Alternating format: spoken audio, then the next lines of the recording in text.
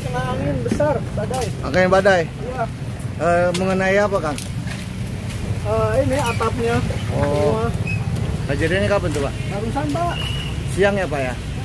Oh, gitu. Barusan setengah jam yang lalu. Oh. Jadi kita dapat laporan dari masyarakat bahwa ada terjadinya pohon tumbang di arteri Perumbang. Kita dapat laporan tadi pukul 14.30. Jadi ada angin kencang, pohon pada tumbang.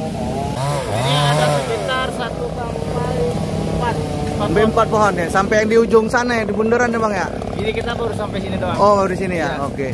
Kita berlakukan dari Regu Piket Mapolres, kita menurunkan 2 sensor untuk menormalkan jalur yang dilintasi yang terjebak oleh pohon tumbang.